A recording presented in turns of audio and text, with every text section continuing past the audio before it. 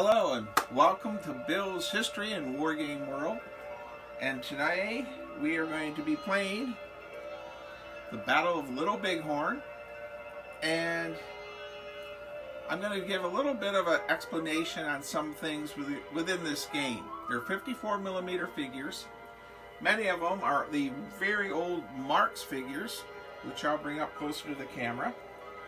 They were painted mostly by Jim Shaw. Interesting thing on the bases, you'll notice they're green.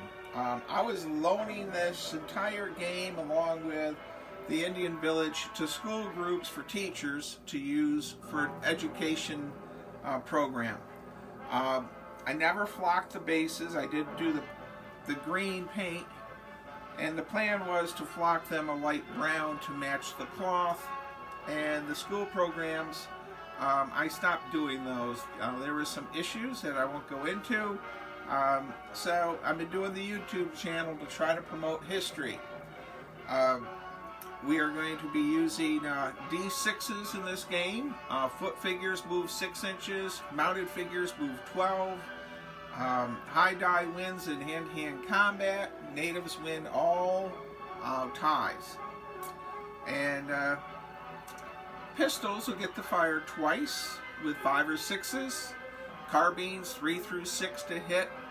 A roll of a 1, if they're jammed or out of ammunition, we will mark that. If a pistol fires twice and they get snake eyes, they're out of pistol ammunition, and we'll mark the figure with that. As far as the natives firing, as you can see, we have hundreds of natives out here. I will be rolling a D6 per figure. 5 or 6, one of these troopers bites the dust, and if he's hidden behind his dead mount, we're going to let him survive with only being killed on a 6. Well, let's get to the game. What do you say?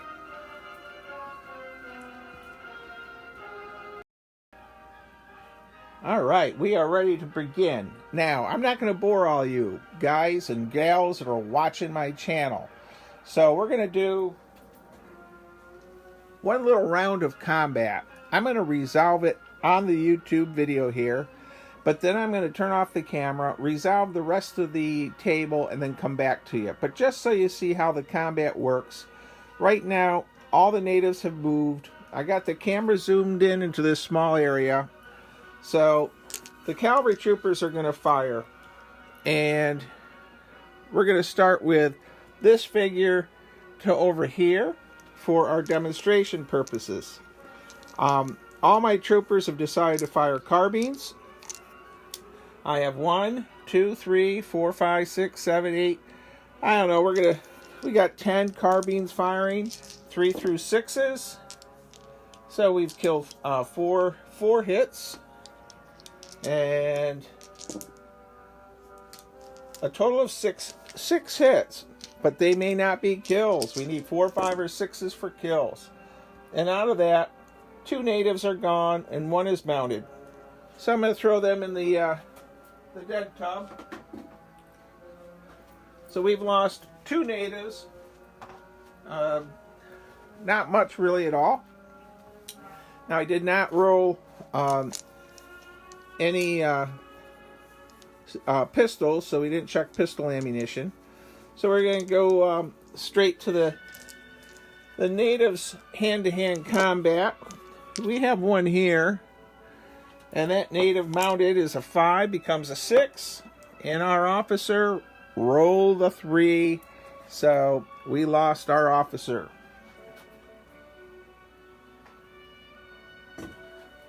Alright, now I had to figure out how to do combat for all these cavalrymen. So what I'm doing is a 5 or a 6 are dead, 1 roll per figure. And I'm just going to do this one here. 5 or a 6, but he has a horse, so we're doing a 6 to kill. A 6 to kill. A 6 to kill. He bites the dust even though he had a horse. 6 to kill. 1, 2, 3, 4, 5, 6. And doing this quickly, and so 2 more are dead. So our troopers lost a few figures.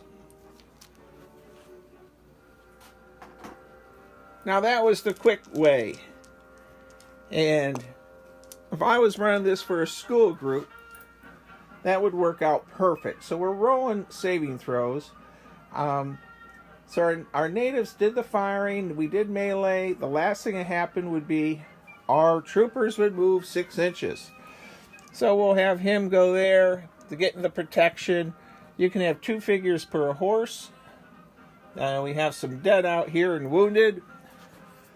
So that's where we're at. Stay tuned, and I'm going to complete turn 1.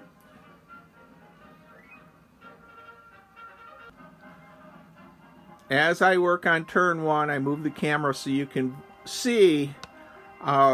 When I come back, you may, it'll only be seconds to you, but it'll probably be a good hour for me to resolve all this. So let's see what happens when we come back. Well, I've completed 1 complete turn, and we're on the old tripod here.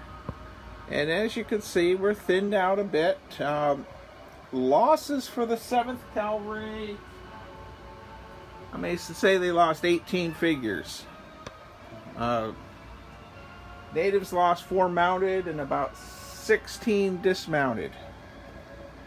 So the natives will be preparing to move up, and let's see what happens.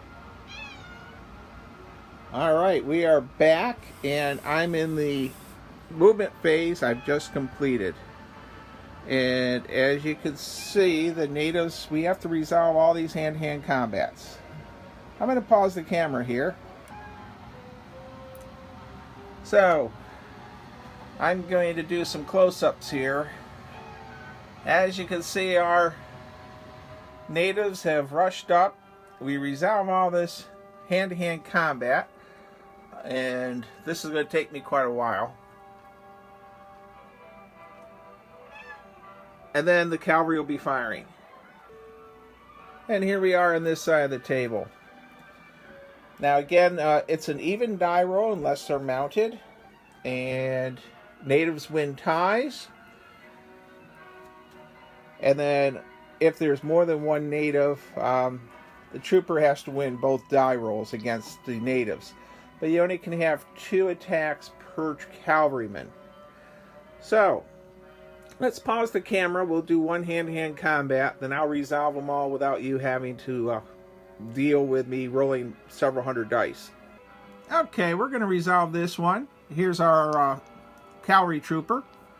And he rolled a 1, which is pretty pathetic. And our native, that one rolled a 3.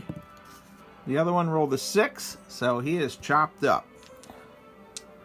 Alright, that's how all these will go. So, and yes, it's going to take me a while. Now, if I had half a dozen people playing this and broken up into segment areas, it'd go quite quickly. Alright, I'm going to resolve these hand-to-hand combats, and then I'm going to have the cavalry troopers fire away, and then our natives will get one last volley. Well, welcome back. Custer's last stand. Well, this is where we're at. Custer, of course, is up here. Everything is starting to thin out. We had some very lucky cavalrymen. A few of them actually rolled 6s, being attacked by 2 natives, and natives failed to roll better than 6.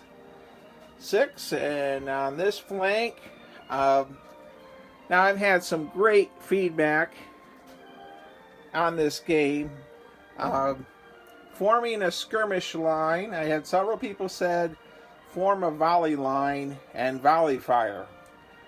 But and I had the movement rates wrong. I had looked them up in the Donald Featherstone paperwork I'd give out to the school students. The mounted natives actually move 12 or 24. Dismounted move 12. So the troopers are getting run up on pretty darn quick. So, going on to another turn and see where we're at. I hope you're enjoying this, and subscribe. Alright, 40 minutes later, according to the clock, we have to resolve more melees, more shooting.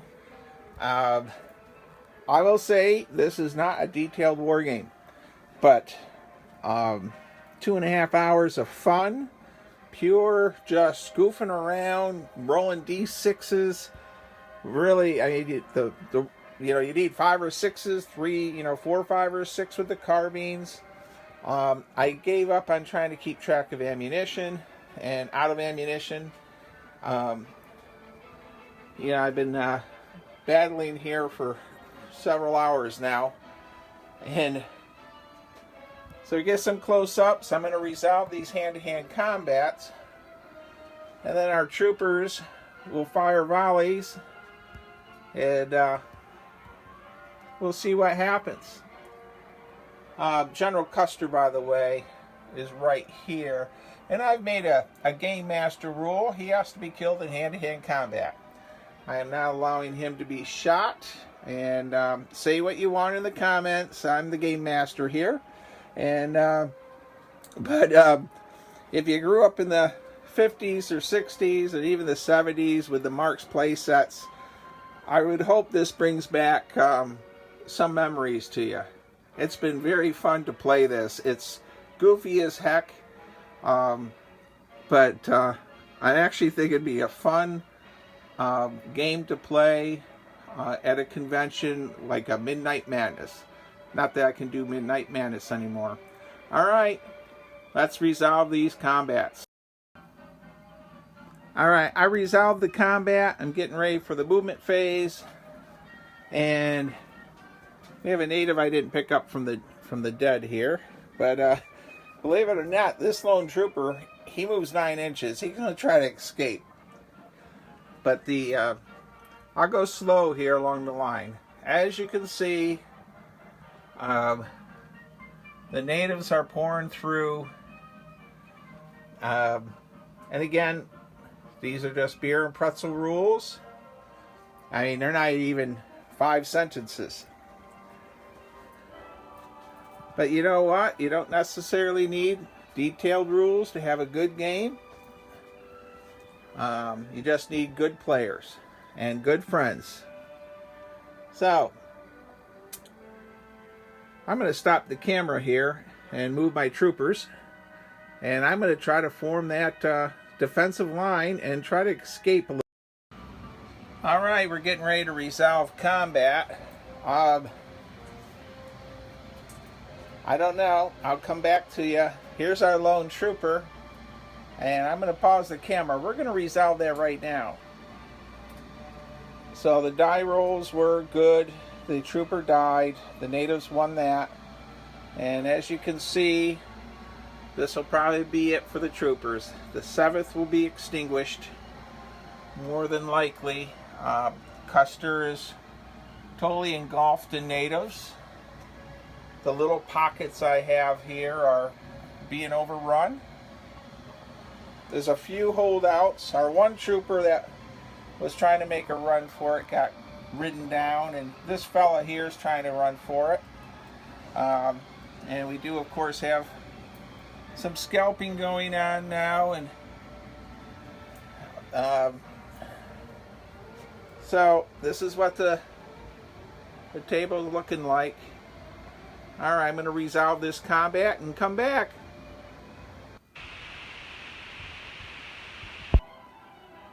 Well, sadly, the game is over. 3 hours and 20 minutes with a couple little snack breaks and a potty break. But Custer's men fought gallantly with my beer and pretzel rules, and 1 tombstone equals about 3 figures.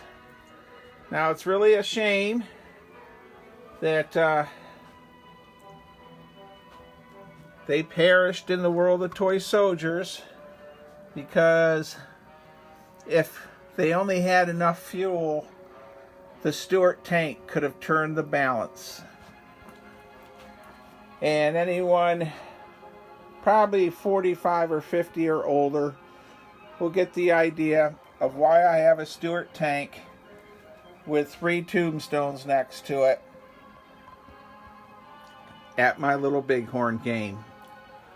Well, I'm going to rewrite the rules because I had several hiccups and it was mass confusion at times, but pure fun. I hope you enjoyed this video. It a bit choppy maybe, but I also had to stop it here and there for some dog breaks too. Thank you very much for watching my crazy YouTube channel with everything from miniature wargaming, board games, and historic sites. And subscribe if you could. And thank you very much. Please be kind, be courteous,